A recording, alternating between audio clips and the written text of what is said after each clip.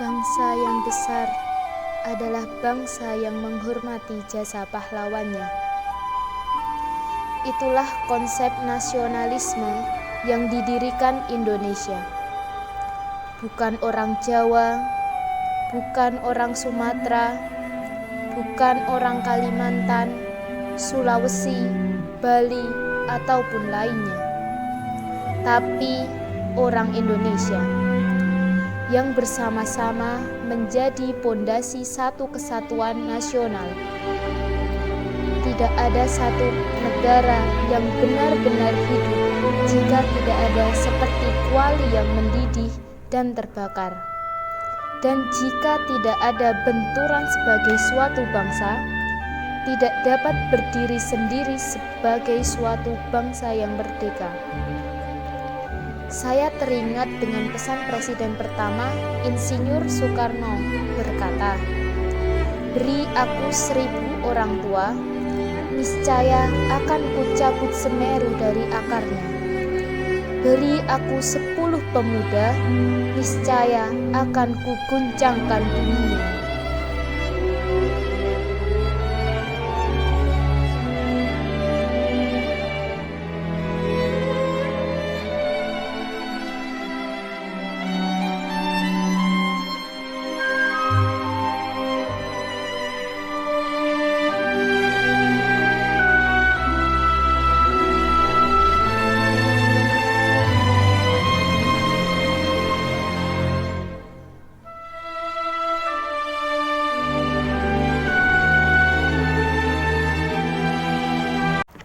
Kalau ada daun salam, jangan lupa dikirim ke Arab. Kalau ada orang yang memberi salam, jangan lupa untuk dijawab. Assalamualaikum warahmatullahi wabarakatuh. Innal hamdalillah nahmaduhu wa nasta'inuhu wa nastaghfiruh wa na'udzu billahi min syururi anfusina wa min sayyiati a'malina. May yahdihillahu fala mudhillalah wa may yudlilhu fala hadiyalah. Asyhadu an la ilaha illallah wa asyhadu anna Muhammadar Rasulullah. Allahumma shalli ala Muhammad wa ala ali Muhammad. Amma ba'du. Hadirin pemirsa yang dirahmati Allah Subhanahu wa taala, puji dan syukur kehadirat Allah Subhanahu wa taala yang telah melimpahkan rahmatnya kepada kita. Tak lupa sholawat serta salam semoga tetap tercurah kepada junjungan kita, Nabi Agung kita, Nabi Muhammad Sallallahu Alaihi Wasallam. Semoga kita mendapat syafaatnya di hari akhir nanti. Amin. Yang terhormat kepada Bapak Ahmad Musta'in Nasoha selaku dosen pembimbing mata kuliah Pancasila. Saya ucapkan terima kasih kepada Bapak karena pada kesempatan kali ini saya dapat menyampaikan materi yang berjudul Cinta Tanah Air dari Sudut Pandang Islam. Nasionalisme berasal dari kata bahasa Inggris yaitu nation, yang berarti bangsa. Menurut Kamus Besar Bahasa Indonesia, bangsa memiliki arti kesatuan orang yang memiliki asal keturunan, adat, bahasa, dan sejarahnya secara bersamaan. Istilah nasionalisme yang telah diserap dalam bahasa Indonesia adalah paham atau ajaran untuk mencintai bangsa dan negara sendiri, dan kesadaran keanggotaan dalam suatu bangsa secara potensial atau aktual bersama-sama, mencapai dan mempertahankan integritas kemakmuran dan kekuatan bangsa. Nasionalisme diartikan sempit sebagai cinta tanah air. Al-Jurjani dalam kitabnya At-Takrifat mendefinisikan tanah air sebagai al-waton al-asli, ialah tempat kelahiran seseorang dan negeri di mana ia tinggal di dalamnya. Mencintai tanah air adalah sifat yang alami pada diri manusia, karena sifat yang alamiah ini melekat pada diri seseorang. Maka hal tersebut tidak dilarang oleh ajaran Islam, sepanjang tidak bertentangan dengan aliran atau ajaran dari nilai-nilai Islam. Meskipun cinta tanah air bersifat alamiah, bukan berarti Islam tidak mengaturnya. Islam sebagai agama yang sempurna bagi kehidupan manusia mengatur fitrah manusia dalam mencintai tanah airnya. Manusia mencintai tanah air agar berperan secara maksimal dalam membangun kehidupan bangsa dan bernegara, serta memiliki keseimbangan hidup antara hidup di dunia dan di akhirat. Salah satu ayat Al-Quran yang menjelaskan tentang cinta tanah air yaitu pada Quran surat Al-Qasas ayat 85 yang berarti, sesungguhnya Allah yang mewajibkan atasmu melaksanakan hukum-hukum Al-Quran benar-benar akan mengembalikan kamu ke tempat kamu kembali. Para mufasir menjelaskan dalam kata ma'ada ini berbeda-beda. Ada yang menjelaskan ma'ada itu sebagai Mekah, akhirat, kematian, dan hari kiamat. Namun, menurut Imam Fakhr Ar-Razi dalam tafsirnya Mamfatih Al-Ghaib mengatakan bahwa pendapat yang lebih mendekati yaitu menafsirkan kata ma'ada sebagai Mekah.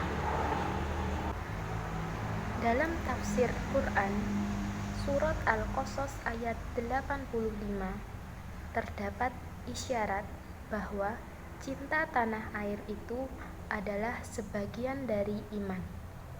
Rasulullah Shallallahu Alaihi Wasallam dalam perjalanannya hijrah menuju Madinah banyak sekali menyebutkan kata tanah air, tanah air, tanah air.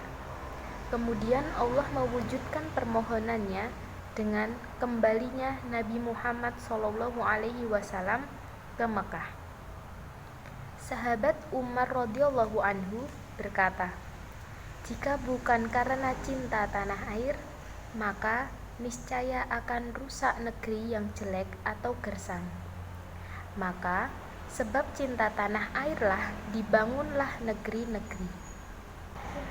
Selanjutnya, ayat yang menerangkan cinta tanah air menurut ulama yaitu dalam Al-Quran surat An-Nisa ayat 66 yang berarti, dan sesungguhnya jika seandainya kamu diberi perintah kepada mereka untuk menyerang orang-orang munafik, bunuhlah diri kamu atau keluarlah kamu dari kampung halamanmu.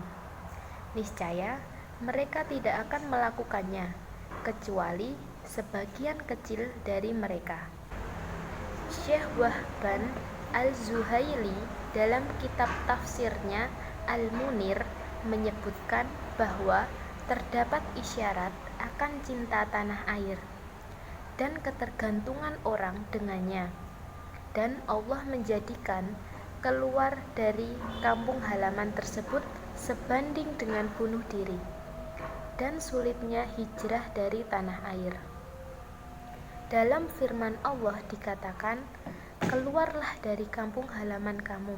Terdapat isyarat yang jelas akan ketergantungan hati manusia terhadap negaranya, dan isyarat bahwa cinta tanah air adalah hal yang melekat dalam hati manusia, karena Allah menjadikan keluar dari kampung halamannya sebanding dengan bunuh diri, maka kedua hal tersebut sama beratnya.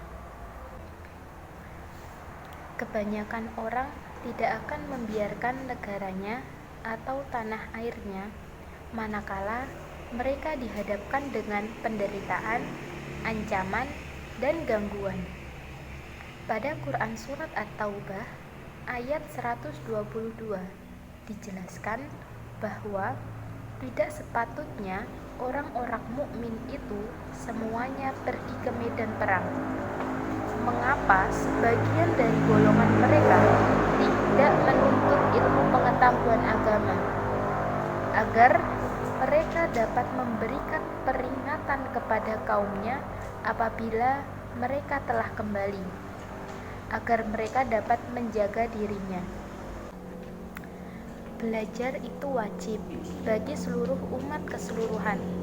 Kewajiban yang tidak mengurangi kewajiban jihad dan mempertahankan tanah air juga merupakan kewajiban yang sangat suci, karena tanah air membutuhkan orang yang berjuang dengan pedang atau senjata dan juga orang yang berjuang dalam argumentasi maupun dalil, bahwasannya memperkokoh moralitas jiwa, menanamkan nasionalisme, dan gemar berkorban mencetak generasi yang berwawasan.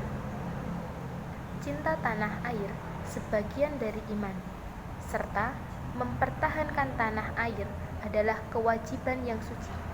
Inilah pondasi dan pilar kemerdekaan mereka. Kesimpulannya ialah cinta tanah air itu bukan hanya karena tabiat saja, melainkan juga lahir dari bentuk keimanan kita sendiri.